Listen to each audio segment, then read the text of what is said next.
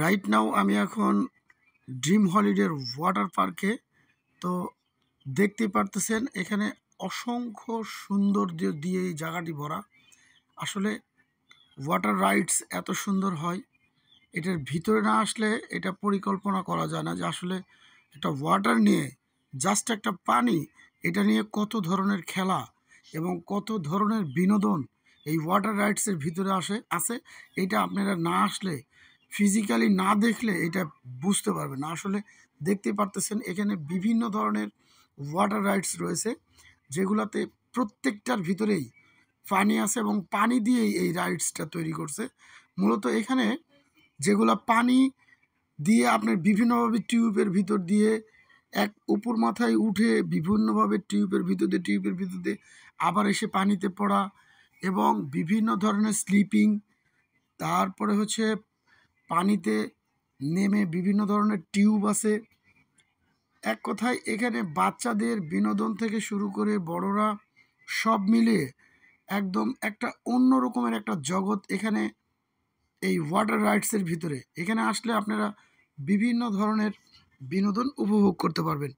তো আমার খুব ভালো লেগেছে এই রাইডসটি। এখানে বড়রাও স্লিপিং করতে পারে, ছোটরাও স্লিপিং করতে পারে। পাশাপাশি ওই যে দেখতে পাচ্ছেন, ওইটা হচ্ছে বিশাল বড় একটা ওয়াটার রাইডস। এই হচ্ছে সেই ওয়াটার রাইডস। এখান থেকে আসলে এগুলোতে উঠে রাইডস করাটা অনেকটাই ভয়ঙ্কর, কারণ এখানে যাদের হার্ট দুর্বল তারা এ ধরনের রাইডসে না ওঠাই ভালো।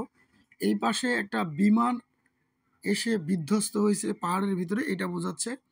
আর এই পাশে আমাদের সুইমিং পুল, এখানে আমরা মূলত গোসল করতে পারবো এবং বিভিন্ন ধরনের রাইডস উপভোগ করতে পারবো।